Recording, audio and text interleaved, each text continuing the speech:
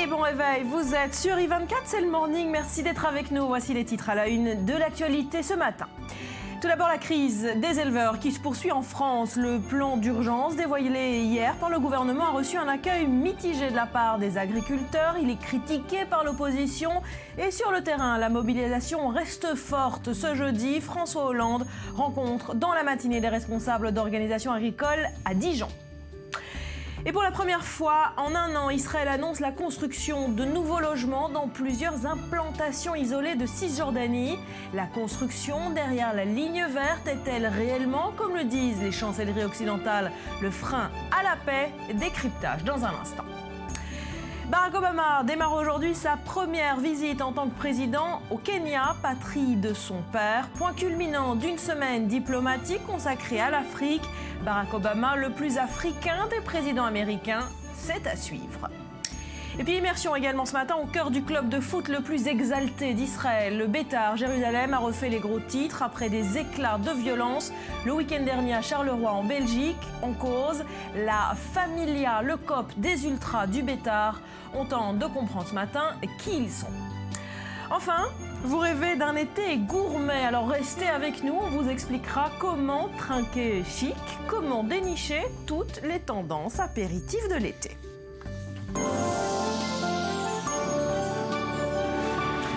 Bienvenue à tous. 600 millions d'euros débloqués, allègement des charges et un rééchelonnement de la dette agricole. Le gouvernement a donc annoncé hier son plan d'urgence composé d'une vingtaine de mesures en tout, mais ce n'est apparemment pas assez pour les éleveurs sur le terrain. La mobilisation reste forte aujourd'hui et l'Élysée a annoncé que le président François Hollande se rendra dans la journée à Dijon pour rencontrer des responsables d'organisations agricoles. Julia Galancia.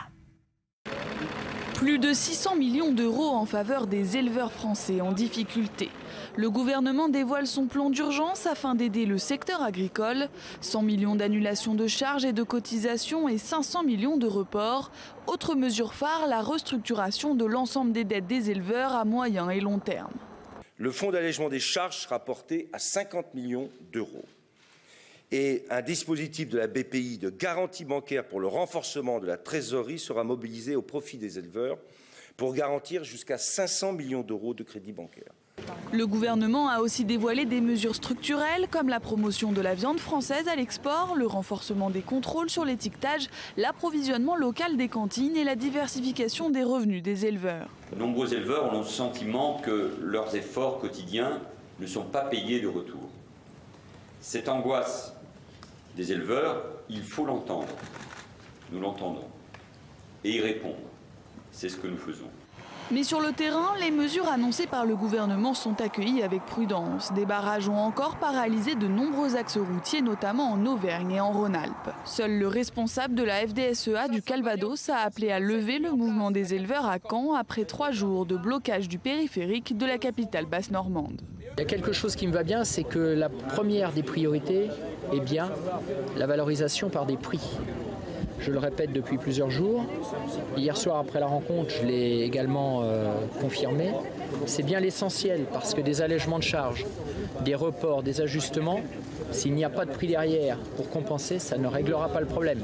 C'est du court terme. Il nous faut des visions à moyen et long terme. Les éleveurs dénoncent un jeu trouble entre les industriels de la transformation et la grande distribution qui représente 80% des achats de viande en France. L'élevage, c'est près de 900 000 emplois directs et indirects et les données récentes sur la situation des producteurs sont alarmantes. Près de 10% des exploitations sont au bord du dépôt de bilan. Bien Lanand, bonjour. Est-ce qu'avec ce plan, le gouvernement a pris la mesure de la crise que traversent les éleveurs? Alors la mesure de la crise, le gouvernement l'a prise sans aucun doute. Est-ce que ce plan est à la hauteur? C'est déjà une autre question. Seulement le fait de présenter un plan en moins de 48 heures par le gouvernement de Manuel Valls, ça transparaît bien sûr d'une claire inquiétude de la part du gouvernement de Valls et du président François Hollande. François Hollande qui d'ailleurs est donc attendu de pied ferme à Dijon.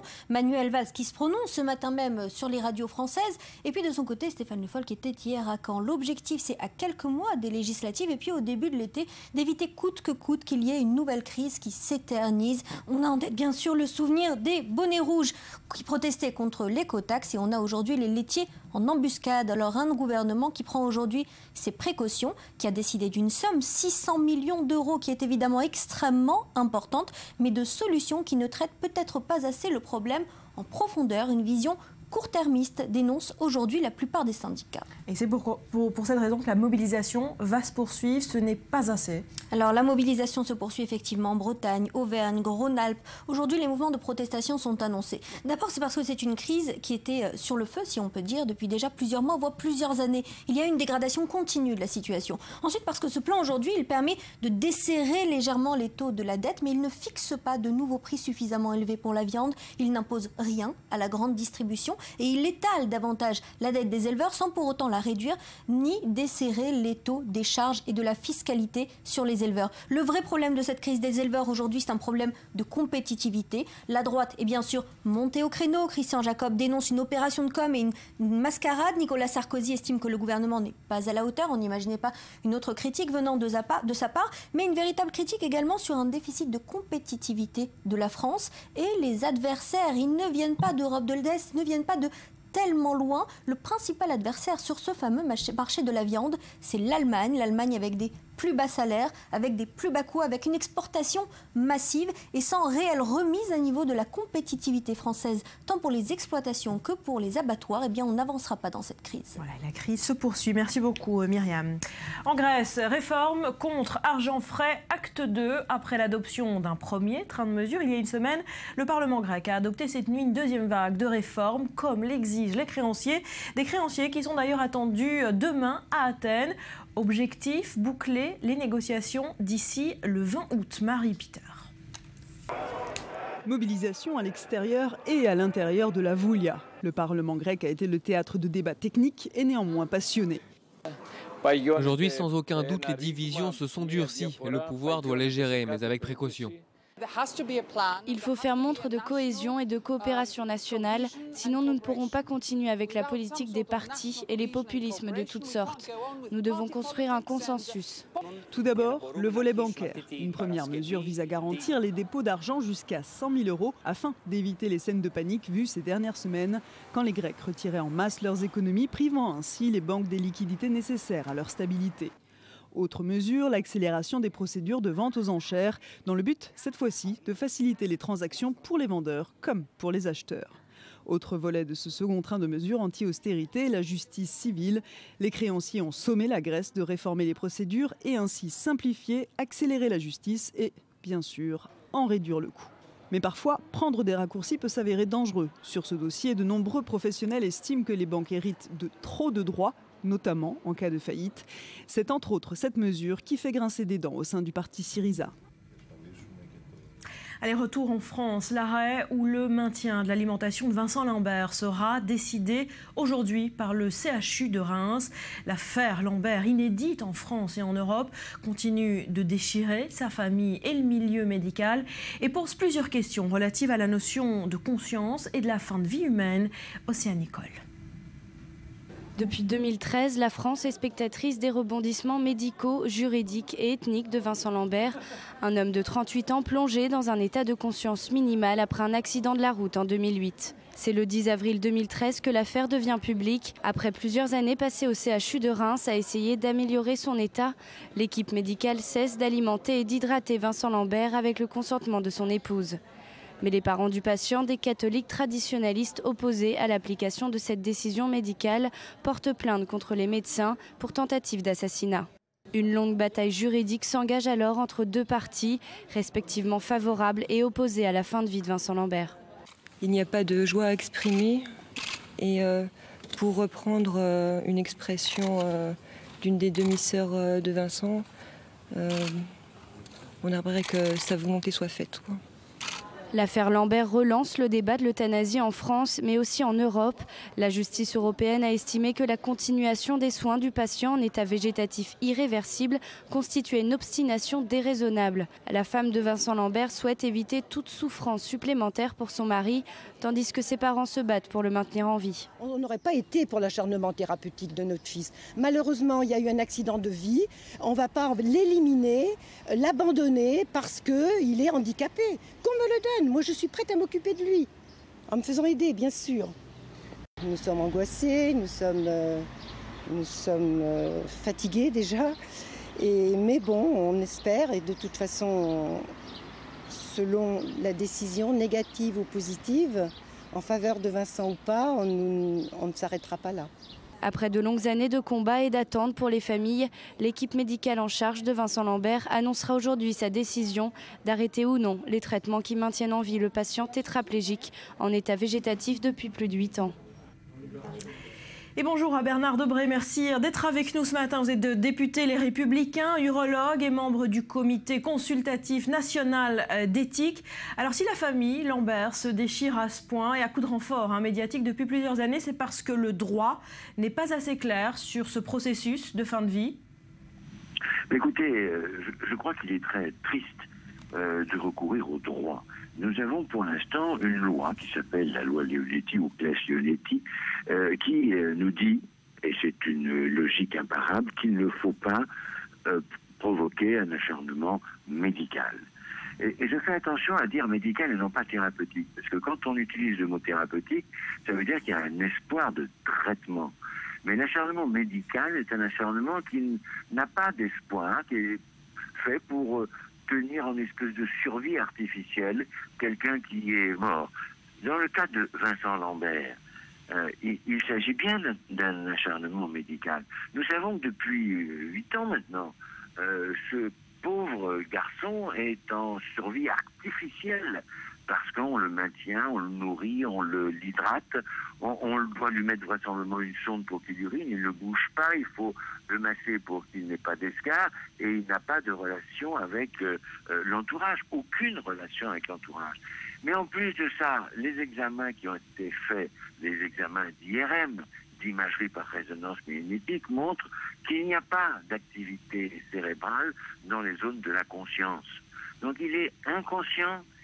S'il s'agit d'un être qui n'existe plus en tant qu'être raisonnable, vivant, tout ce qu'on peut imaginer, et qui est maintenu en survie. Alors justement Bernard Debré, c'est l'argument des parents de Vincent Lambert qui s'opposent à l'arrêt des soins, c'est justement son niveau de conscience. Comment ça se mesure un niveau de conscience? Est-ce que là aussi le droit est assez clair, l'éthique médicale est assez claire sur ce niveau de conscience? Mais je comprends très bien, mais il y a ce qu'on appelle maintenant des IRM fonctionnels. C'est-à-dire qu'on voit comment fonctionne le cerveau. Et en partant de ces IRM fonctionnels, on peut savoir quel est le niveau de conscience d'un homme, de qui que ce soit. À partir de ce moment-là, et que l'on sait que le niveau fonctionnel de Vincent Lambert n'est pas celui d'un être vivant, je ne vois pas ce que l'on fait. Nous avons la même chose en France avec un homme qui s'appelle Adam. C'est un nom très particulier, qui était un footballeur et qui est depuis plus de 30 ans dans un coma profond, sans réaction. Alors, que voulez-vous, il faut être clair, il faut... je dirais bien qu'on soit raisonnable. On ne peut pas s'acharner à maintenir en vie quelqu'un qui n'est plus en vie. Merci beaucoup Bernard Debré, on aura bien compris votre position à ce sujet. La décision en tout cas du CHU de Reims est donc attendue dans la journée. Retour au Proche-Orient, alors que le processus de paix est totalement gelé. Israël a annoncé hier pour la première fois en un an la construction de nouveaux logements dans plusieurs implantations isolées de Cisjordanie. Il y a quelques jours, Binyamin Netanyahou avait pourtant laissé entendre le contraire pour ne pas s'attirer les foudres de l'Union européenne. Cyril Amar. Au chômage technique depuis un an, les tracteurs et les pelleteuses israéliennes vont reprendre du service en Cisjordanie. 886 nouvelles unités de logement approuvées ce mercredi par l'administration civile de l'armée israélienne. Des centaines de maisons, dont certaines dans des implantations dites isolées, comprenez en dehors des grands blocs qu'Israël entend conserver dans le cadre de tout accord avec les Palestiniens. Comme ici, à Givon, Psagot ou encore à Beth Arieh, près de Ramallah. Il s'agit d'une croissance naturelle. Les gens veulent se développer, fonder une famille. Plus d'1,5 demi-million de citoyens israéliens vivent en Cisjordanie. Faites vos calculs. Ramenez à ce chiffre que représentent quelques milliers de logements. Pas grand-chose. J'espère que le monde va enfin comprendre que la paix ne dépend pas du gel ou du dégel des constructions. Non, ce qui amènera la paix, c'est une volonté sincère de négocier pour que tout le monde puisse vivre ici en bonne intelligence.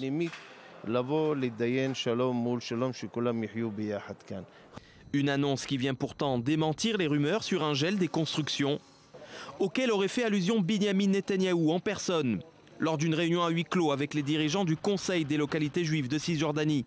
Selon le quotidien de gauche israélien Haaretz, c'est justement pour apaiser leur colère que les nouvelles constructions auraient été approuvées par le ministre de la Défense, Moshe Ya'alon. Une grogne renforcée le mois dernier par un arrêt de la Cour suprême qui ordonne la destruction de 2 bâtiments dans la localité de Bethel, au nord de Ramallah. Dans ce contexte, la manœuvre devient de plus en plus difficile pour Binyamin Netanyahou, ménager sa coalition, la plus à droite qu'Israël n'ait jamais connue, et résister aux pressions de plus en plus lourdes de la communauté internationale. Bonjour Michael Barsby, vous êtes professeur de philosophie politique. Merci d'être avec nous ce matin. Pourquoi le gouvernement Netanyahou poursuit la construction derrière la ligne verte malgré les appels à répétition des Européens et des Américains à la stopper? 2 raisons, une raison intérieure et une raison, je dirais, extérieure. Mais enfin, en cela, il continue la politique de tous les gouvernements d'Israël, y compris de droite comme de gauche. Il n'y a jamais eu d'arrêt de construction d'implantation au-delà de la ligne verte. Il y a des pressions qui ont toujours existé depuis 1967, donc rien de nouveau sous le soleil, si je peux dire. Alors la raison intérieure, c'est satisfaire son électorat? C'est évidemment, et la coalition actuelle de Netanyahou est une coalition de droite, religieuse et de droite, et donc il a besoin de donner des gages à sa coalition de façon à renforcer également la possibilité d'une rentrée peut-être de Lieberman ou d'autres forces dans son gouvernement. Donc il a besoin sur le plan intérieur de renforcer, je dirais, son image de quelqu'un qui n'arrête pas les constructions. Cela dit, les pressions, elles ont toujours existé, les pressions européennes comme les pressions américaines, qui considèrent que cette construction n'est pas légale en se fondant sur des règles de droit international qui n'ont jamais été définies parce que, en fait, depuis 1967, on sait qu'il n'y a pas de règles fixes sur le droit international au-delà de la ligne verte. Il s'agit de territoires administrés et donc sous régime militaire. Donc, de ce point de vue-là, ça n'engage pas le problème de la souveraineté. La construction serait en tout cas un message aux Palestiniens en leur disant la paix n'aura jamais lieu puisque nous resterons dans les territoires. Est-ce que, de manière générale, ces constructions, ces implantations isolées notamment, sont vraiment le plus grand frein à la paix dans la région? Non, je crois que l'obstacle à la paix, c'est la volonté d'abord des 2 côtés de vouloir faire la paix. Et donc, je ne pense pas qu'il s'agisse là d'un obstacle. Cela dit, il est évident que plus la situation, je dirais, s'enflamme, s'embrase dans la région, moins la possibilité d'une solution de 2 États est possible. Et donc, je pense qu'aujourd'hui, nous sommes historiquement dans un changement, je dirais, qui s'est fait petit à petit.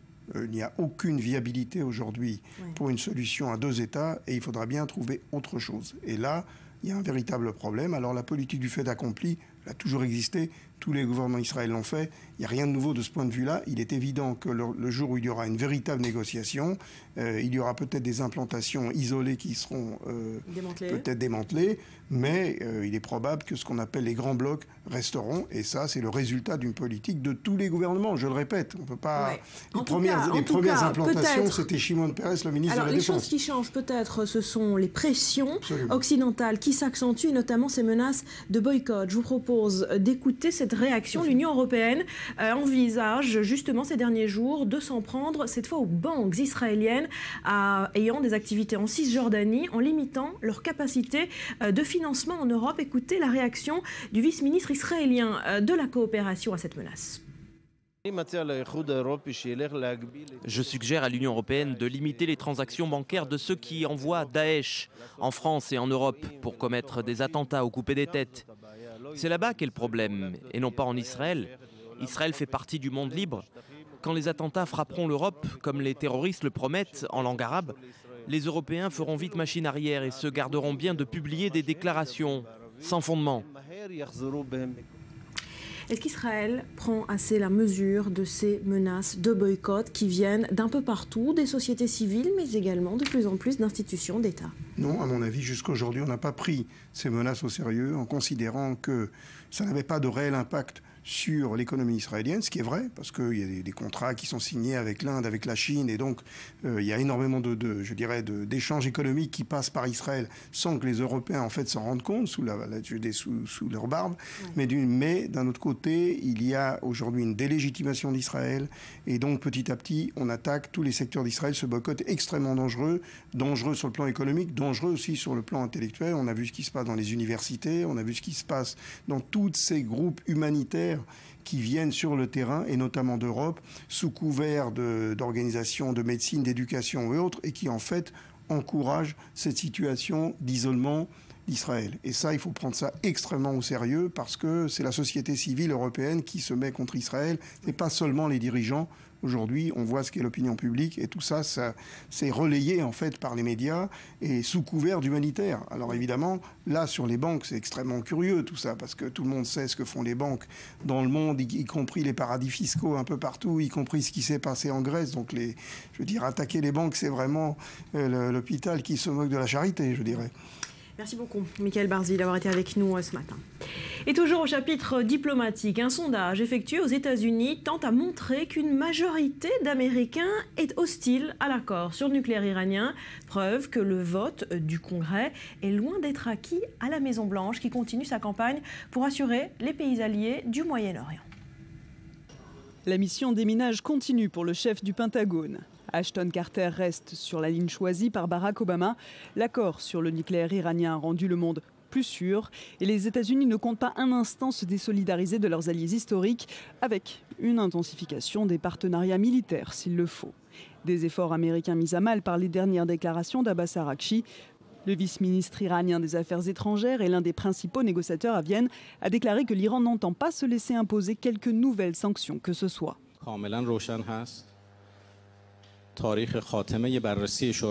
La résolution du Conseil de sécurité de l'ONU dit clairement que la durée d'application de l'accord est de 10 ans. Après, le dossier de l'Iran au Conseil de sécurité sera clos. Si les États-Unis ou tout autre membre des 5+1 dit vouloir adopter une nouvelle résolution après 10 ans pour réimposer des sanctions, c'est une violation de l'accord de Vienne, et cela n'a aucune crédibilité. Pourtant, les Occidentaux n'ont de cesse de répéter que l'accord de Vienne n'est pas un chèque en blanc donné à Téhéran. Ce mercredi, c'est le chef du gouvernement italien, Matteo Renzi, qui s'est exprimé à Jérusalem. Avec les États-Unis, nous soutenons ce compromis. Nous pensons qu'un compromis sur l'avenir de l'Iran est possible, mais qu'un compromis sur la sécurité d'Israël est impossible. Des positions qui semblent à ce point inconciliables que même un Jon Stewart s'y perdrait. L'humoriste vedette de la chaîne américaine Comedy Central feint le mal de tête et cherche directement la réponse auprès de Barack Obama. Alors, au Moyen-Orient, on joue dans quelle équipe ? Parce que nous combattons contre l'État islamique avec les Irakiens et l'Iran, mais au Yémen, nous combattons l'Iran avec les Irakiens et les Saoudiens. Ce n'est pas tout à fait ça. Passons. Si la formule fait sourire sur un plateau de télévision, elle n'est certainement pas suffisante pour convaincre les proches voisins de la République islamique. Voilà, et au sein de l'opinion publique américaine, là aussi, le débat sur l'accord iranien bat son plein. Hier soir, regardez ces images, c'était en plein Times Square à New York. 10 000 personnes se sont réunies pour manifester contre l'accord sur le nucléaire. Leur objectif est de faire pression sur le Congrès américain qui a 60 jours désormais pour avaliser ou non l'accord. Et on retrouve depuis New York notre correspondant David Benaïm. David, bonjour. Est-ce qu'on peut parler d'un succès avec ces images de manifestation hier du camp anti-accord iranien? Pour les organisateurs du rassemblement qui estiment avoir réuni entre 10 et 12 000 participants, il s'agirait en effet plutôt d'un succès. En étant plus raisonnable et selon les autorités qui parlent de quelques milliers de personnes réunies autour de la tribune installée à Times Square, le succès est plutôt mitigé. Les images donnent l'impression d'une foule immense due à la présence des dizaines de milliers de touristes toujours présents au cœur des quartiers le plus visités de Manhattan. Et sur place, 21 hommes politiques, lobbyistes, intellectuels se sont succédés pendant plus de 2 heures à la tribune pour crier les uns après les autres à quel point l'accord négocié avec Téhéran est un danger pour Israël et pour le monde. David, rapidement, les organisateurs, on l'a dit, espèrent peser sur le Congrès pour qu'il vote contre l'accord. Est-ce qu'ils ont des chances d'être entendus ? Ils sont en pression sur les représentants au Congrès. Ce rassemblement est le premier d'une série à l'initiative de différentes organisations, pas toujours coordonnées pour s'opposer au deal sur le nucléaire iranien. Aujourd'hui, une manifestation d'ailleurs est prévue du même genre à Washington devant le Capitole. Il y a 40 millions de dollars qui ont déjà été dépensés en lobbying et publicité à la télévision et dans la presse quotidienne. L'accord du public et d'influer les sénateurs. Voilà, David, on s'excuse, la qualité, voilà, David, on s'excuse, la qualité de la ligne est extrêmement mauvaise. On va s'arrêter là, on s'excuse, voilà, pour ce petit incident technique. Alors, on parle d'autre chose à présent. Si vous rêvez d'un été gourmet, ne bougez pas. On va vous expliquer comment trinquer chic, comment dénicher toutes les tendances apéritives de l'été. Betsabe, le saucisson vin blanc, c'est plus du tout au goût du jour. Oui, puis on arrête d'essayer d'être exotique. À son apéro, on arrête le cidre sur les calanques, le rosé au Mont-Saint-Michel. N'essayez pas d'impressionner votre petite copine avec un pastis sur votre balcon parisien. Tout ça, c'est has-been. La tendance, c'est le vrai cru, local, voire carrément les légumes du potager. Alors, si vous êtes un adepte du cocktail, sachez que la tendance, eh bien, c'est le Chim Cocktail, un cocktail pauvre en alcool. Et c'est pas plus d'une cuillerée à soupe par verre. Vous pouvez même le recycler au petit-déj, apprend-on. Alors, comme alcool Chim, vous avez le mimosa, le Bloody Mary, à base de tomates. Donc, on n'a pas besoin d'aller inventer des choses très nouvelles. Et puis, autre conseil, on ne lésine pas sur l'esthétique. Par exemple, on vous conseille des soupes glacées servies dans d'autres petites bouteilles en verre. Et puis, on n'oublie pas l'aspect santé. On pense aux légumes, les bâtonnets de légumes, c'est tendance dans le fromage blanc, dans le houmous. Avis aux autres, on oublie les tomates cerises, à moins de mettre un bavoir à tout le monde, parce que quand on croque dedans, c'est avec la bousse à 1,20 m. Rester chic pour pas s'en mettre partout. Exactement. Quoi. Et puis, si vous n'êtes pas convaincu par les légumes, une petite comparaison, un concombre de taille moyenne, c'est 20 calories. 3 rondelles de saucisson, c'est 100 calories et autant de graisse que dans 2 barres de chocolat. Donc on essaye de faire des apéros light et locaux cette année. On passe, voilà, exactement. D'accord, on aura bien compris les conseils. Et ça marche même pour les végétariens en plus. C'est vrai. Voilà, on va se quitter pour un nouveau point complet sur l'actu. Juste après cette question, à quoi devraient ressembler les jardins d'enfants de demain? Comment tout mettre en œuvre pour favoriser le développement, la confiance en soi, le tout dans un environnement accueillant pour nos plus petits? Voilà, décryptage après un nouveau journal qui vous est présenté ce matin par Sarah Gaudron. Restez avec nous.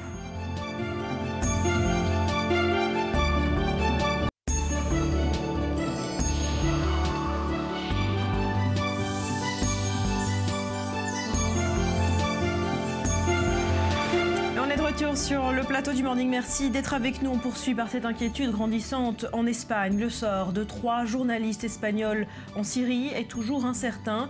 Ils n'ont plus donné signe de vie depuis une dizaine de jours et le gouvernement espagnol envisage très sérieusement qu'ils aient pu être enlevés. Sola Lazeroual.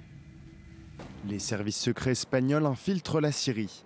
Leur mission, retrouver 3 journalistes portés disparus depuis 10 jours.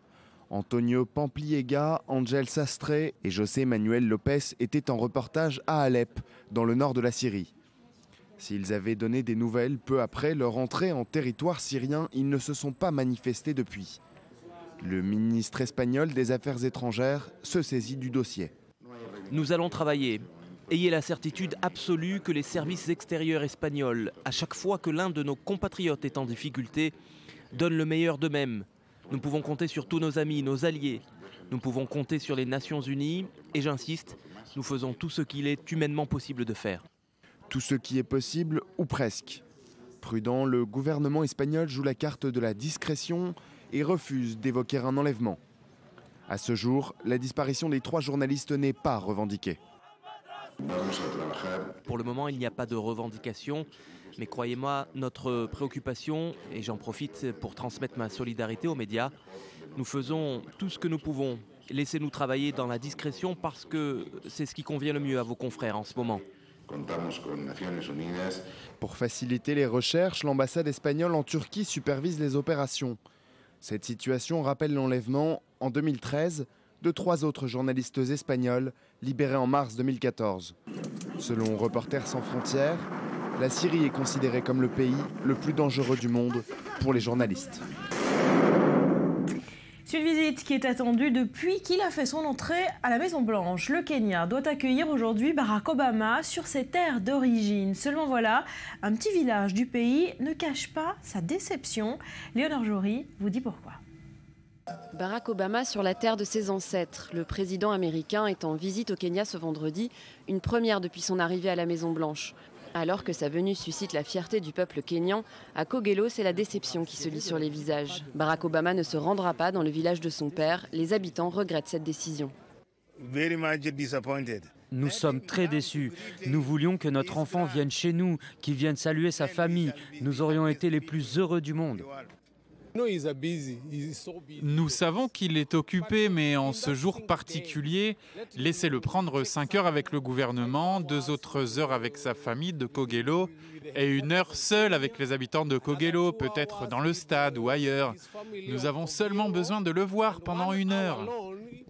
Mais selon l'ambassadeur américain sur place, les heures seront comptées et le temps manquera. Autre raison invoquée, la sécurité, préoccupation essentielle des autorités. Il restera donc à Nairobi, la capitale. Les habitants de Kogelo attendent depuis des années maintenant la venue de leur idole. À la suite de la victoire d'Obama en 2008, le village avait été raccordé au réseau électrique, les routes pavées et l'eau courante installée. L'espoir que le gouvernement américain s'intéresse de plus près aux conditions précaires de cette population s'estompe. Nous sommes déçus parce que quand il est devenu président, nous pensions que plus de choses allaient arriver. Mais jusqu'à présent, rien n'est arrivé. Mais malgré l'amertume des habitants, la femme du grand-père du président américain assure ne pas être déçue par la nouvelle, estimant que Barack Obama était avant toute chose l'invité du Kenya, le fils du Kenya et non pas de Kogelo. Rudy, on connaît mal finalement les liens du président américain avec sa famille kenyane. Oui, c'est important de les rappeler. Son père était économiste, il a donc grandi à Kogelo, ce petit village du Kenya, avant de partir étudier aux États-Unis. Là-bas, il va rencontrer son épouse, Anne Dunham, la mère de Barack Obama. Alors le couple s'est rapidement séparé et Barack Senior, donc le père, meurt en 1982 dans un accident de voiture à Nairobi.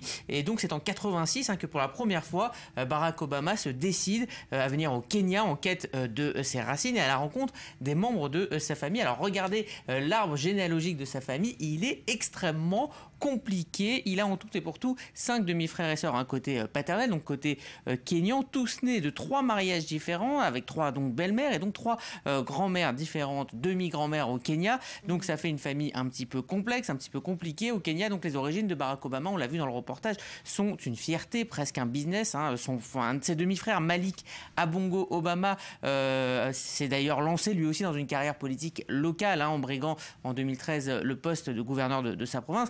En tout cas, ce qui est dit dans le reportage, ça, on revoit encore son arbre généalogique. Ce qui est dit dans le reportage. Barack Obama dans ce village absolument. De son père. Absolument, ça c'était dans les années 80. Et donc là, on voit son demi-frère en visite à la Maison-Blanche, une photo dont il s'est énormément servi lors de sa campagne. Alors c'est vrai, Kogelo a été, on l'a dit dans le reportage, raccordé au réseau électrique. On a rajouté des classes, la route a été goudronnée, mais c'est juste un signe d'un petit intérêt du gouvernement kényan, mais pas de grand lien entre ce petit village et la Maison-Blanche, en tout cas pas de lien direct, pas de lien public.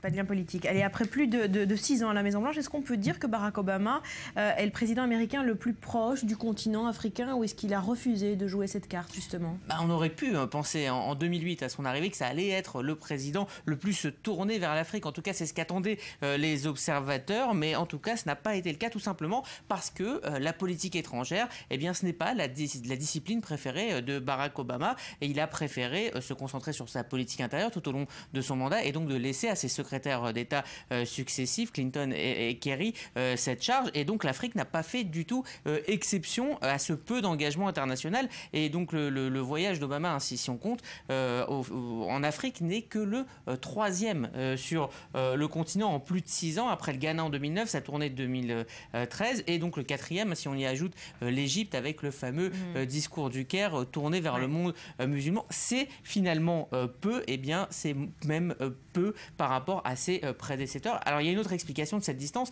c'est que c'est un angle d'attaque des ultra-conservateurs américains qui mettait en avant les origines kenyanes, voire musulmanes de Barack Obama pour remettre en question sa loyauté au drapeau américain. Donc il a évité de trop en faire sur l'Afrique. En tout cas, cette venue d'Obama au Kenya reste ce matin un événement.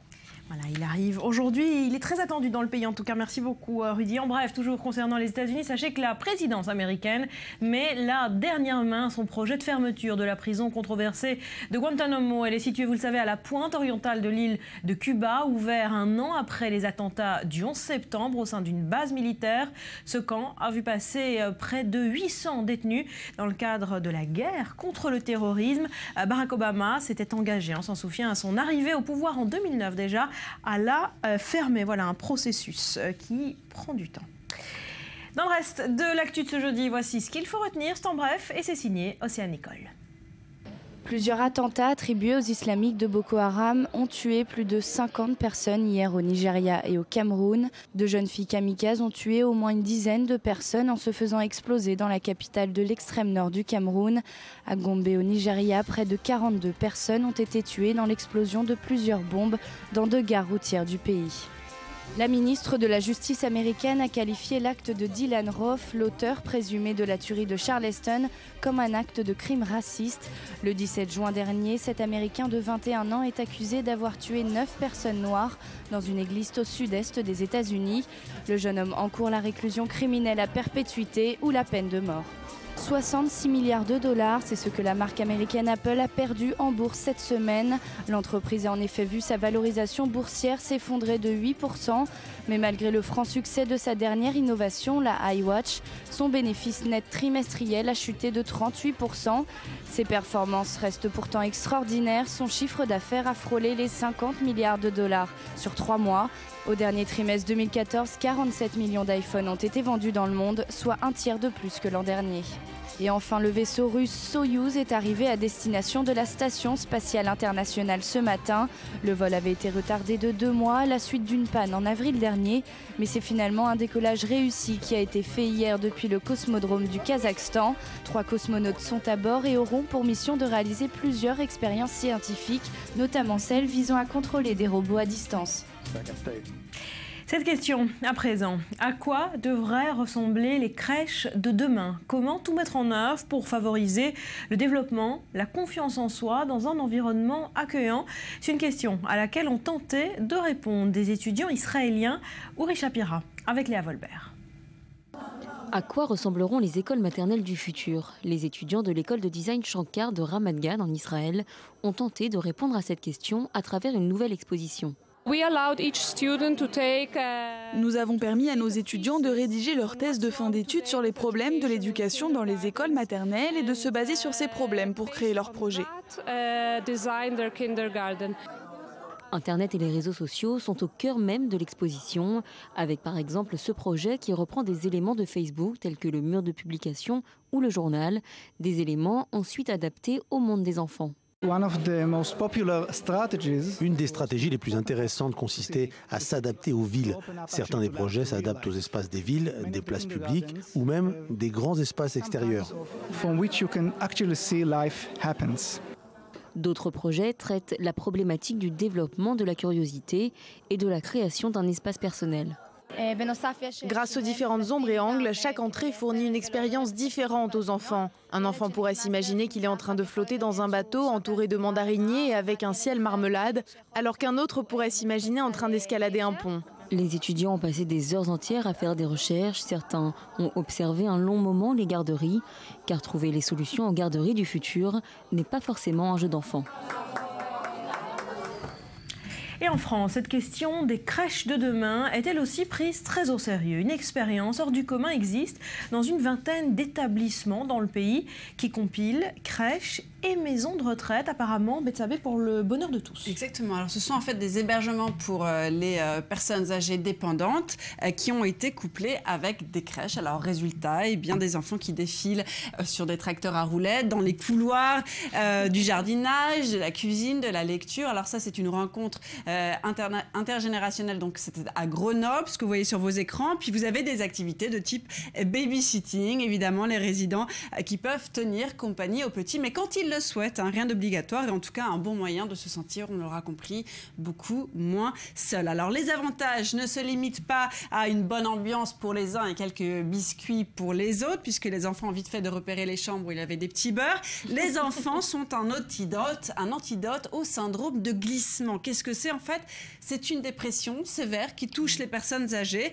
Le patient commence à ne plus s'alimenter, à plus boire assez, il se déshydrate, délaisse même son hygiène. Or, le remède, eh bien, c'est de redonner le goût à la vie, à ses patients, le goût de la vie. Et bien sûr, la présence des enfants joue ce rôle avec brio. De quoi faire donc oublier les inconvénients de cette mixité, puisque ce couple enfants-personnes âgées, ça fait aussi beaucoup de bruit. Et les personnes âgées, quelquefois, se plaignent des cris des enfants. Voilà, trop de bruit peut-être. En tout cas, c'est intéressant. Et toutes sortes d'initiatives, d'ailleurs, jouent sur ce couple, hein, gagnant-gagnant, finalement. Exactement. Alors, vous avez de la mixité, pas seulement avec les enfants, avec les étudiants. Vous avez, par exemple, des déjeuners intergénérationnels qui vont bientôt être mises en place à Bordeaux, organisées par une jeune étudiante. Alors cette fois-ci, ce sont des étudiants qui se retrouvent eux aussi parfois séparés de leur famille et des personnes âgées. Le principe, la personne âgée pourra mettre une annonce sur Internet en précisant combien de personnes elle est prête à recevoir, à quelle date, et puis ensuite elle fait son marché, elle choisit quels ou quels étudiants elle sera prête à recevoir. Et puis alors depuis quelques années, vous avez aussi le logement intergénérationnel. Là, vous avez carrément, pour pallier d'une part le prix des loyers et aussi la pénurie d'appartements, des logements qui sont destinés en priorité aux étudiants qui vont loger en fait chez une personne âgée. Là aussi, c'est gagnant-gagnant. Vous aidez l'étudiant sur un petit prix et la personne âgée se sent moins seule. Et puis il y a même l'option carrément où la chambre est gratuite avec un engagement de présence. Ça veut dire que l'étudiant va tenir compagnie à la personne âgée le soir et en fait son seul frais sera les frais d'électricité, etc. Voilà, c'est une belle idée. Merci beaucoup, Betsabé. C'est un exemplaire extrêmement rare du Coran qui vient d'être retrouvé dans une bibliothèque de Birmingham en Angleterre. Regardez. Ces pages ont près de 1370 ans. Enfouies dans un vieux manuscrit perché sur l'une des innombrables étagères de la bibliothèque de l'université de Birmingham au Royaume-Uni. 1370 ans d'errance à travers le temps et les continents, 1370 ans d'attente patiente pour aujourd'hui délivrer au monde un trésor d'une valeur inestimable. C'est un trésor qui a une grande signification pour l'ensemble des musulmans, l'héritage et l'étude de l'islam. C'est également une grande fierté pour la communauté locale. Des fragments du Coran rédigés de la main d'un scribe qui pourrait avoir connu personnellement le prophète Mahomet. C'est du moins l'une des hypothèses retenues par une équipe de chercheurs de l'université d'Oxford. Selon leurs estimations, il y aurait une probabilité supérieure à 95% pour que ces textes aient vu le jour entre 568 et 645, l'époque même de l'apparition du Coran. Nous avons établi une datation du manuscrit au radiocarbone et il est prouvé que c'est l'un des tout premiers manuscrits du Coran. C'est une jeune chercheuse italienne qui a posé la main presque par hasard sur ces feuillets manuscrits. En pleine préparation de thèse, la jeune femme a demandé à l'université de réaliser une datation au carbone 14. Les parties du Coran qui sont dans ces fragments sont en fait très similaires à celles qui sont dans le Coran que nous connaissons aujourd'hui. Les sourates 18 à 20 sont rédigées à l'encre en hijazi, un style calligraphique arabe ancien. Le précieux manuscrit sera exposé à l'université de Birmingham du 2 au 25 octobre. On va se quitter pour un nouveau journal. Juste après, immersion au cœur du club de foot le plus exalté d'Israël. Il s'agit du Beitar Jérusalem qui a refait les gros titres après des éclats de violence le week-end dernier à Charleroi en Belgique. En cause, la familia, ce COP des ultras du Beitar. On tente de comprendre qui ils sont. Ce sera juste après un nouveau journal avec Sarah Gaudron.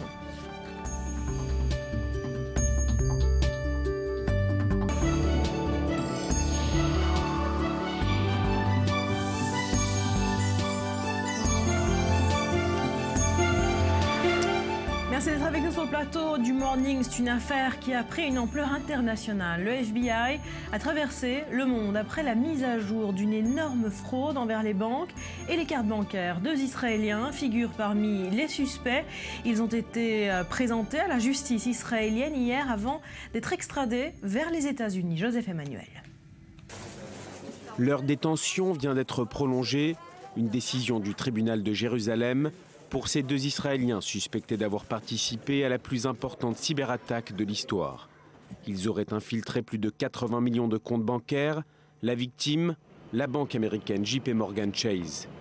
Le FBI a mené l'enquête et a fait appel à son homologue israélien, le Lahav 433. Les 2 hommes ne sont pas les seuls inculpés. 2 complices ont été arrêtés en Floride. Un 5e homme est en fuite en Russie. Les accusations sont lourdes. 2 millions de shekels en espèces ont été retrouvés chez l'un des 2 suspects en Israël.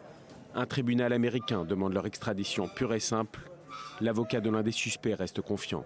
Le tribunal n'a pas présenté de preuves qui montrent une demande d'extradition ou d'arrestation. Il ne fait aucun doute que le tribunal doit prendre une décision inhabituelle. Mais la Cour a également mentionné que la question serait bientôt plus claire et que preuve sera faite de l'innocence de mon client. Une innocence en laquelle beaucoup ne croient pas. Des médias israéliens affirment que ce groupe de hackers est soupçonné d'avoir volé les données de comptes bancaires pour procéder à des achats d'actions par l'intermédiaire de sociétés écrans. L'objectif, faire monter artificiellement le cours de titres achetés auparavant au plus bas pour les revendre au plus haut et toucher la plus-value. Des manipulations complexes, mais d'une efficacité redoutable, les hackers auraient ainsi gagné des millions de dollars. Israël n'a pas pour habitude d'extrader ses ressortissants, mais le prolongement de la garde à vue à Jérusalem laisse penser à une possible extradition dans les prochains jours. Et puis cette cérémonie pleine d'émotions hier à Jérusalem, le producteur du film La liste de Schindler a remis de façon extrêmement symbolique son Oscar à Yad Vashem, le mémorial de la Shoah de Jérusalem. Branko Lustig est lui-même un enfant de la guerre, juif croate. Il a survécu à Auschwitz. Shahar Peled avec Benjamin Le Souef. Produire une œuvre qui remporte l'Oscar du meilleur film représente un challenge auquel aspirent de nombreux cinéastes. Mais offrir sa propre statuette à quelqu'un d'autre représente un tout autre challenge. Savez-vous que Yad Vashem reçoit près d'1 million de visiteurs par an? Où l'Oscar peut-il être mieux contemplé qu'ici? L'Oscar pour le meilleur film de l'année 1993 revient à La liste de Schindler. Je suis un survivant de l'Holocauste. La route a été longue d'Auschwitz à cette scène. Mon Oscar Schindler à moi, c'est Steven Spielberg. Il est pour moi ce que Schindler fut pour les pauvres gens de Cracovie. Au nom des 6 millions de Juifs tués pendant la Shoah et des autres victimes du nazisme, je voudrais remercier tous ceux qui ont reconnu et vu ce film. Merci. Vivant entre la Croatie et Hollywood, le producteur oscarisé de 83 ans, Branko Lustig, a survécu au camp nazi d'Auschwitz et de Bergen-Belsen. Il a remis le prix qu'il avait reçu pour La liste de Schindler au musée de l'Holocauste de Jérusalem, Yad Vashem, afin qu'il y soit conservé. Au cours d'une cérémonie à laquelle assistait le président croate, Lustig a aussi rencontré un des 1200 hommes et femmes juifs sauvés par Oskar Schindler. Schindler a été reconnu par Yad Vashem comme un juste parmi les nations. J'avais 18 ans quand Oskar Schindler m'a sauvé la vie. Oskar Schindler a payé les Allemands une certaine somme d'argent afin qu'ils le laissent nous prendre. Autrement, nous aurions tous été tués. Ces dernières années, Lustig a entamé un retour sur sa propre histoire. En 2011, il était retourné à Auschwitz, cette fois-ci pour prendre part à une cérémonie dont il avait été privé plusieurs décennies auparavant, sa bar mitzvah. Faire sa bar mitzvah, c'est une question de tradition. Je me disais que d'après la tradition, je ne pouvais pas mourir sans avoir fait ma bar mitzvah. La liste de Schindler est devenue une référence en matière de long métrage sur l'Holocauste. Être présent sur le tournage du film a été une expérience particulièrement émouvante pour Lustig, mais aussi une aventure rafraîchissante lorsqu'il a brièvement interprété le rôle de Martin, le maître d'hôtel. C'est Oskar Schindler. Depuis sa nouvelle résidence au centre visuel de Yad Vashem, l'Oscar continuera à passer le même message que l'autre Oscar, plus jamais ça. Maurice, en produisant la liste de Schindler, Branko Lustig a été fidèle aux souhaits de ses compagnons de déportation. Exactement, Barbara. Des gens sont morts devant mes yeux, dans les camps. Leurs derniers mots ont été « Sois le témoin de mon meurtre ». Souviens-toi, avait expliqué Branko Lustig en recevant son Oscar. Alors, en remettant son trophée à Yad Vashem, Branko Lustig aura donc respecté les dernières volontés de ses compagnons. Le film La liste de Schindler est classé parmi les 10 meilleurs films du monde. En France, le succès est également honorable pour un film à thème historique avec près de 3 millions d'entrées à la sortie. Alors, Branko Lustig était le producteur de La liste de Schindler. Son réalisateur, c'est évidemment Steven Spielberg, qui n'est pas resté lui non plus inactif, bien au contraire. Encore sous le choc de son Oscar, Spielberg décide à ce moment-là d'aller au-delà du film en créant une fondation, la Fondation Spielberg. Oui, la fondation pour plus précisément de l'histoire audiovisuelle des survivants de la Shoah. Alors Spielberg voulait conserver l'histoire de la Shoah telle qu'elle nous a été transmise par ceux qui l'ont vécu et qui ont réussi à survivre. Pour l'homme de cinéma, il ne s'agit pas d'un projet historique, mais d'un projet pédagogique. Écoutez l'appel lancé par Spielberg à la tribune d'Hollywood en 1994, le jour de la remise des Oscars. Let me just say, there are 350,000 survivors of the Holocaust alive today. I implore all the educators who are watching this program to please do not allow the Holocaust to remain a footnote in history. Please teach this in your schools. There are 350,000 experts who just want to be useful with the remainder of their lives. Please listen to the words and the echoes and the ghosts, and please teach this in your schools. Thank you very, very much for this. Voilà, et c'est juste après cette déclaration que son projet va naître. Exactement, le projet voit le jour tout de suite après, dans les mois qui suivent, avec un budget de 60 millions de dollars. Pendant 10 ans, 52 000 témoignages de survivants ont été recueillis par les caméras du cinéaste dans 60 pays et en plus de 30 langues différentes. Des témoignages uniques qui concernent la vie dans les communautés juives avant la catastrophe, l'expérience de la destruction, mais aussi les efforts de retour à la vie. Alors, en France, près de 2000 survivants ont témoigné devant les caméras de Spielberg. Je vous propose 2 extraits. Tout d'abord, le témoignage d'Eliane Picard, qui décrit le sentiment de haine qui l'a aidé à tenir durant sa déportation. Il voulait nous avilir, il voulait nous diminuer, il voulait nous rendre plus bas que des bêtes. Et ça, il fallait pas essayer de l'accepter. Il fallait être plus fort. Je me suis dit, ils ne m'auront pas, je vais être plus fort qu'eux. Je vous dis, j'aurai un jour un manteau, moi aussi doublé de mouton, pas comme le commandant. Et j'aurai des bottes fourrées, des bottes russes. Qui n'étaient pas eu de russes. J'ai eu des françaises. J'aurai aussi un jour des vêtements où je ne crèverai pas ni de faim ni de froid. Ouais. Voilà, écoutez à présent le témoignage de Simon Drucker qui s'est senti indésirable au retour des camps. Puis comme mes parents avaient des papiers de commerçant, j'ai pris des papiers de mes parents et j'ai fait quelques marchés. Mais je me dégoûtais parce que j'étais seul et les gens ne voulaient pas entendre ce que je leur disais. Ils ne voulaient pas, ils gagnaient des sous et puis ils avaient été libérés. Alors moi, depuis 1944, moi qui en 1945 raconte des choses, ils n'avaient pas envie de m'entendre. Et puis après, bon, 46, 47, en 48, il y avait la guerre en Israël. Et je me suis dit, si c'est pour mourir, eh ben autant mourir parce qu'on avait des idées de suicide, ben autant aller en Israël. Voilà, et il y en a 52 000 comme ça. Alors pour visionner tout le matériel recueilli, il faudrait plus de 10 ans en regardant les cassettes 24 heures sur 24. La Fondation a donc digitalisé et catalogué les interviews déposées dans 4 mémoriaux. Le mémorial de l'Holocauste à Washington, le musée de l'héritage juif à New York, le centre Simon Wiesenthal à Los Angeles et Yad Vashem à Jérusalem. Alors aujourd'hui, la Fondation Spielberg a aussi recueilli des milliers de témoignages vidéo sur des génocides du Rwanda, du Cambodge et d'Arménie. Voilà, pour ce travail important de Steven Spielberg. Merci beaucoup. Maurice, on va parler de toute autre chose à présent. C'est une autre ambiance. Immersion au cœur du club de foot le plus exalté d'Israël. Il s'agit du Beitar Jérusalem, un club qui a refait les gros titres après des éclats de violence le week-end dernier à Charleroi, en Belgique. En cause, la Familia, c'est le COP des ultras du Beitar. Et l'UEFA a annoncé qu'il examinera cette semaine le dossier. Explication Joseph Emmanuel. Nous sommes en Belgique jeudi dernier pour la rencontre allée du deuxième tour de la Ligue Europa, Bétar Jérusalem contre Charleroi. Dès les premières secondes, le match s'enflamme, mais avec des dizaines de fumigènes jetés par les supporters israéliens, le gardien de Charleroi a été blessé par un projectile et a dû être soigné sur place. Le ministère des Affaires étrangères d'Israël a levé le ton contre les supporters du Bétar et parle d'un préjudice à l'image d'Israël dans le monde, un préjudice aussi pour les joueurs. Nous avons un autre match prochainement, on se concentre sur ça et on verra ensuite au tribunal ce qui se passera.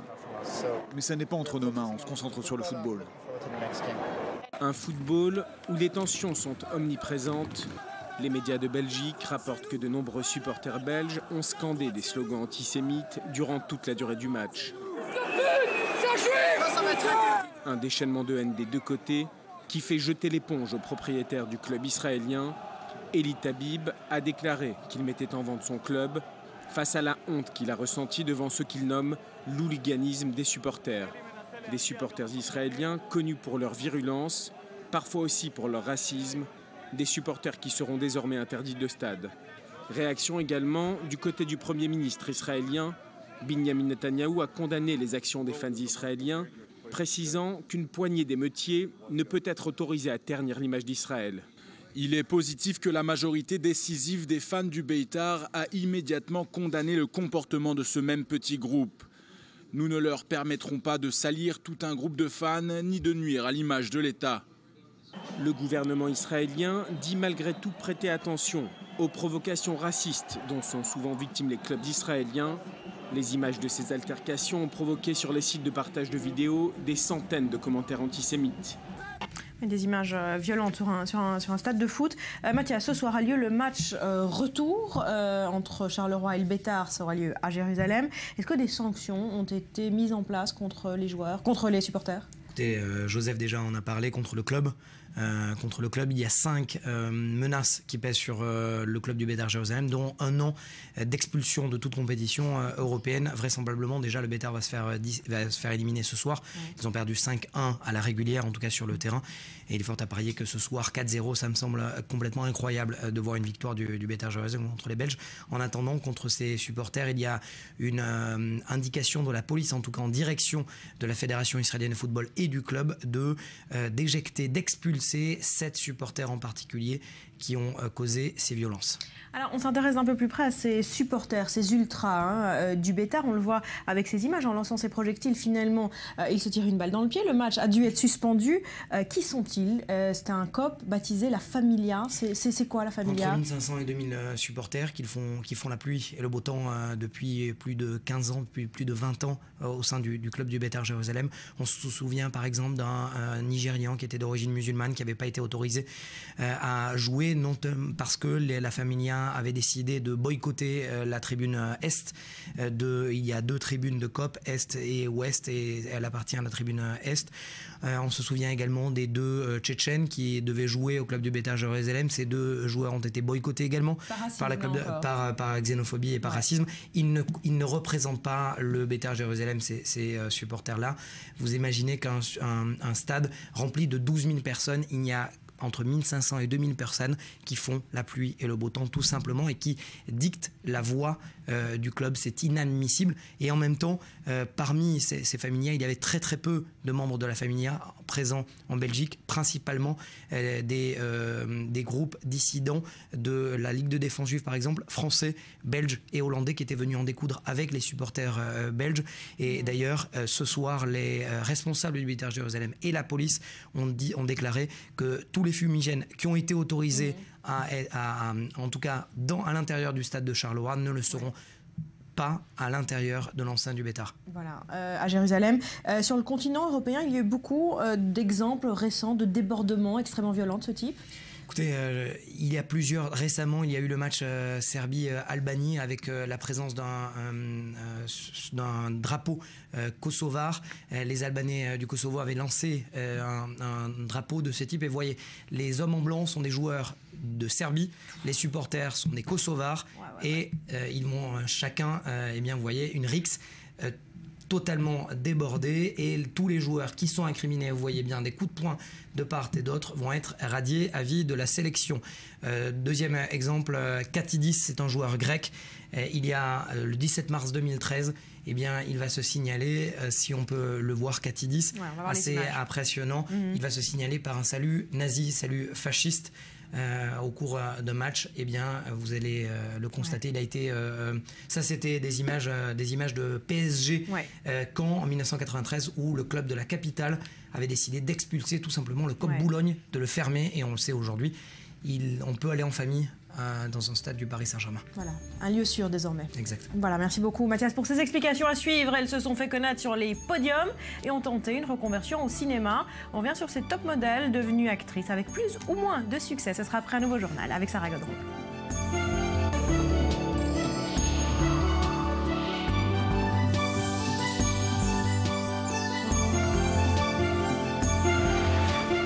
Retour sur le plateau du Morning, merci d'être avec nous. Ce sera sans doute l'événement cinéma de cette fin d'année, la sortie du dernier opus de la série James Bond avec Daniel Craig dans le rôle titre. Et pour mettre l'eau à la bouche des fans, la sortie de la bande-annonce intitulée Spectre, Joseph Emmanuel.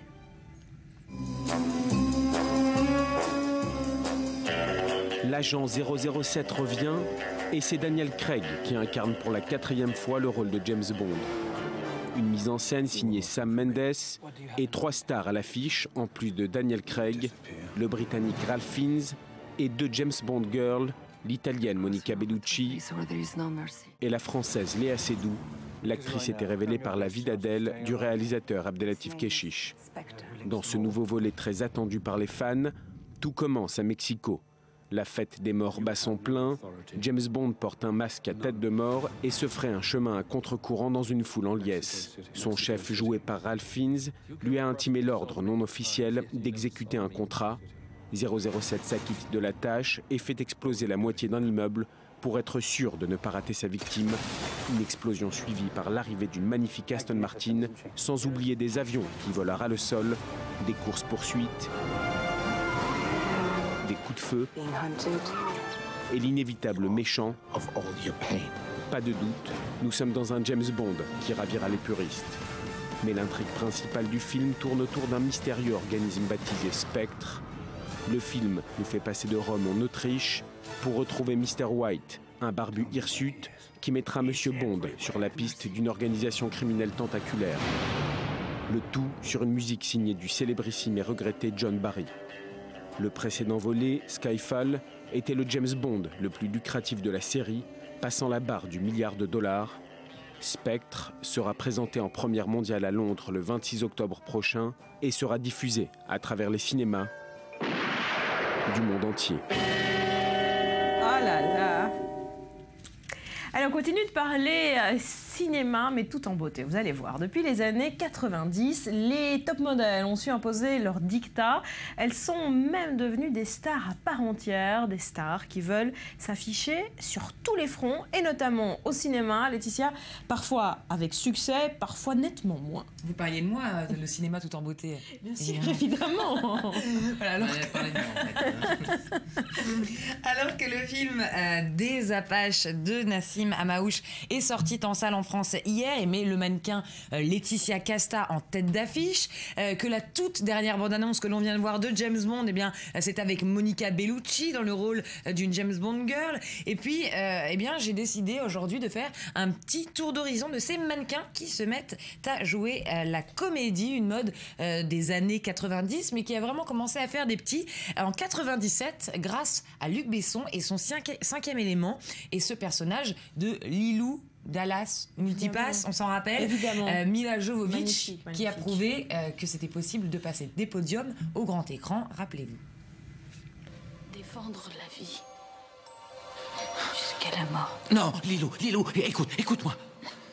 Écoute, je sais que tu es fatigué, je sais, très fatigué. Je t'emmènerai en vacances quand ça finit, c'est promis, de vraies vacances. On partira tous les deux ensemble. Mais écoute-moi, si tu fais pas quelque chose, on va tous mourir. Tu comprends? À quoi ça sert de sauver la vie quand on voit ce que vous en faites? Il y a tout de même des choses magnifiques qui valent la peine d'être sauvées. De belles choses. L'amour? Oui, l'amour, oui, c'est ça, c'est un très bon exemple. Oui, l'amour mérite d'être sauvé. Je Bon, oui, non, c'est une belle performance. En même temps, elle n'a pas parlé beaucoup pendant le film. Hein.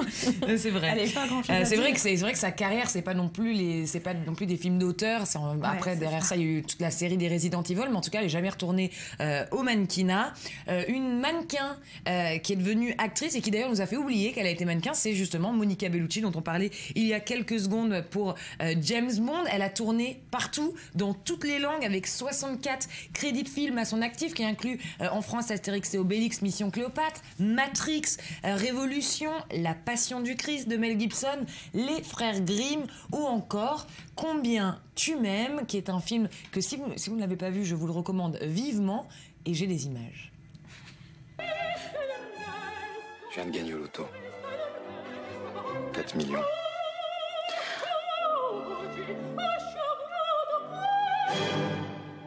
On peut savoir ce que vous voulez? Mais mon vieux, dans la vie, on peut pas se conduire comme ça. La vie, c'est pas un self-service. Piquer la femme d'un autre, je suis désolé, mais c'est pas un joli geste. Il m'a juste fleuré. Ça fait du bien parfois d'être fleuré. Je vais t'effleurer, moi, tu vas voir. Je t'aime. Ah oui? Ça, c'est normal que tu m'aimes. Tous les hommes m'aiment. D'habitude, je résiste, mais là, vous avez vu. Je suis faite pour ça. Voilà, j'ai conseillé ce film, mais visiblement sur le plateau, les avis étaient mitigés. Franchement, non. On l'a vu. On l'a vu et on a eu du mal à le voir jusqu'au bout. Bah, moi, en tout cas, je vous le conseille, téléspectateurs qui aimaient mon avis. Ils sont nombreux. Les gens ne vont voir que les films que vous conseillez uniquement. Bon, Quoi d'autre? une dernière pour qui la transition entre les podiums et le grand écran a été couronnée de succès, c'est Laetitia Casta. Brillante dans Gainsbourg, la vie héroïque de Johann Sfar, où elle incarnait Brigitte Bardot, la belle Corse avait même poussé la chansonnette, rappelez-vous.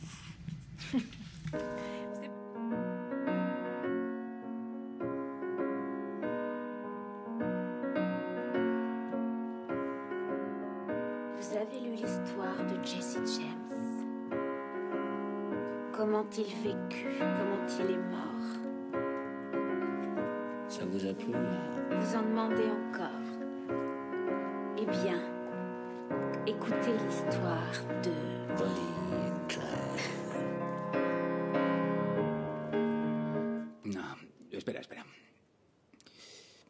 ¿No te gusta? Sí, pero vamos a hacerlo al revés. Yo empiezo las frases y tú las terminas.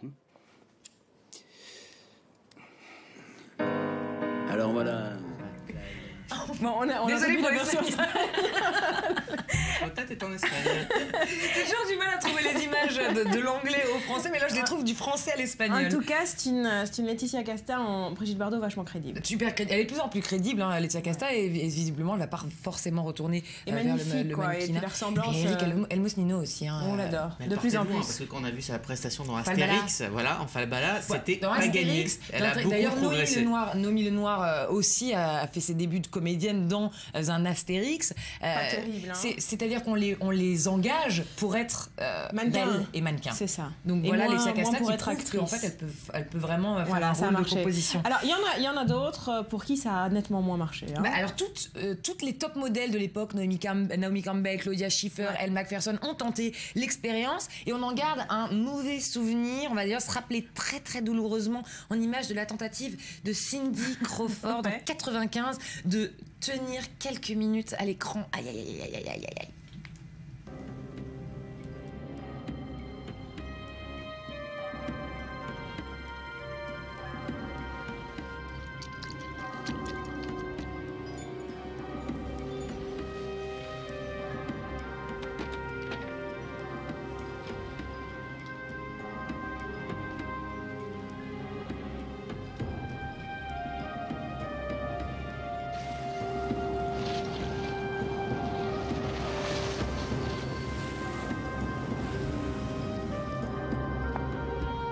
Non, il faut qu'attendre.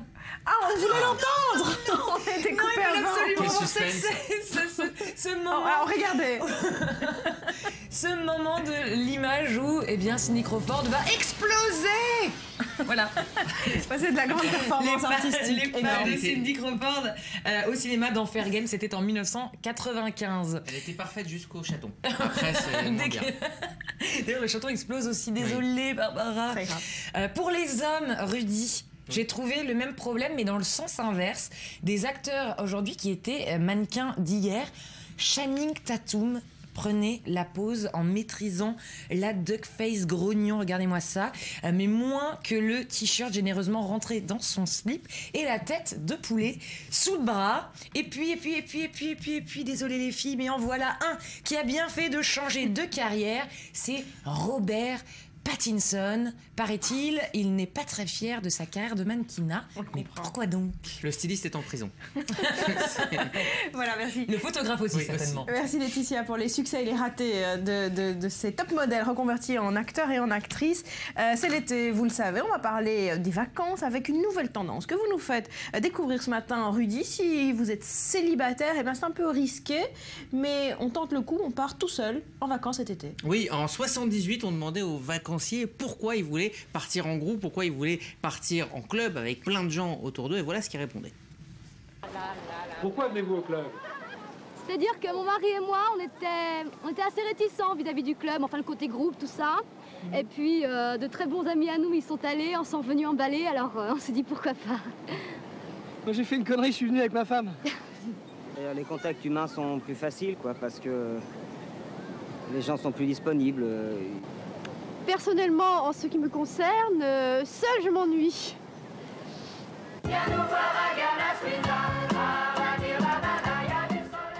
À Galaswinda, il y a du soleil et des nanas. Absolument. Alors la tendance pour les célibataires et les autres, c'était effectivement de partir en club entouré de plein de gens. Mais depuis quelques années, la tendance du partir seul est vraiment en voie d'expansion. Elle séduit de plus en plus de célibataires car elle a plusieurs avantages. Alors déjà, on ne dépend plus des autres. Je vais faire appel à vos expériences passées. Plus obligé de faire une activité parce que les autres dans le groupe veulent la faire. Plus besoin de suivre le groupe ou d'adopter le tempo du groupe. Là, non, dans un voyage, vous solo, vous écoutez vous. Deuxième avantage, plus que s'écouter, on finit par se connaître. Partir loin de chez soi dans un environnement qui n'est pas le sien amène à se dépasser, à mieux se connaître et à aller aussi vers les autres. Et puis, effectivement, partir seul, c'est s'ouvrir à la rencontre, s'ouvrir aux autres. De facto, on va demander des renseignements aux locaux, demander des renseignements aux autres touristes. Et finalement, alors que quand on est en groupe, on a tendance à vivre dans un écosystème du groupe et à ne pas s'ouvrir aux autres. Donc voilà, plein d'avantages pour partir tout seul. C'est vrai, pourquoi pas. La référence que vous avez pris, le film que vous avez pris. Into the Wild. Oui, mais super tragique.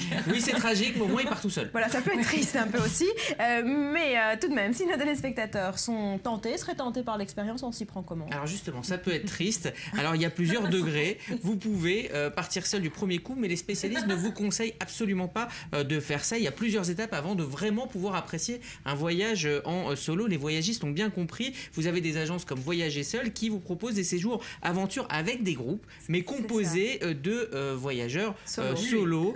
C'est une sorte de mélange entre les vacances de groupe et les vacances solo. Alors autre tendance, un peu comme le covoiturage, il y a aussi la recherche de compagnons, de copains de voyage. En clair, vous allez sur un forum comme celui de Lonely Planet, il y a une rubrique qui est spécialement dédiée à ces recherches et une personne, voilà, vous allez chercher une personne qui va au même endroit que vous, au même moment. Alors ça va vous permettre de partager des expériences ou des visites, mais finalement vous n'avez pas de lien affectif avec la personne, ce qui vous permet voilà, d'avoir les avantages sans avoir les inconvénients. On se lance, mais progressivement, de manière soft. Est-ce qu'il y a des destinations privilégiées pour partir en solo? Alors ça dépend de ce que vous cherchez. Soit vous cherchez du contact, rencontrer les gens, soit vous cherchez de la solitude. Alors le site Voyager Loin que vous voyez a compilé 12 destinations. Elles vont s'afficher bientôt à l'écran. Si vous voulez sociabiliser, vous avez par exemple Dublin où le contact est extrêmement facile, ou encore Vancouver où fin août il y a un festival où là effectivement il y a beaucoup de monde et vous pouvez rencontrer beaucoup de monde. Par contre, si vous voulez vous retrouver, direction Bryce Canyon aux États-Unis ou encore l'Alaska, là vous allez pouvoir faire le point. Par contre, évitez absolument Sainte-Lucie. Sainte-Lucie, c'est très joli, mais c'est un petit peu dangereux. Antoine de Maximi, qui depuis des années voyage seul dans le monde avec sa caméra pour l'émission J'irai dormir chez vous, on a fait la meilleure expérience. C'est une vidéo qui a tourné sur internet cette semaine. Regardez ce qui lui est arrivé un soir à Sainte-Lucie. Cet endroit, Ça me semble plutôt paisible. C'est agréable, non? Ce pays, il est riche ou pas? Quand tu dis riche, tu veux dire quoi? Je le sentais. Reste où tu es. Je le savais. Ça serait pas mieux de filer?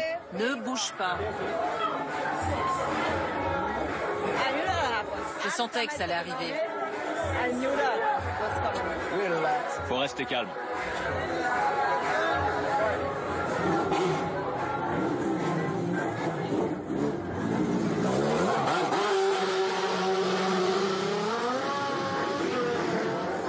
Je sais pas du tout ce qui s'est passé. Je regrette juste c'est que j'ai pas fait un plan de tout le bar qui se vidait en 10 secondes. Là, j'ai pas eu le réflexe de tourner la caméra.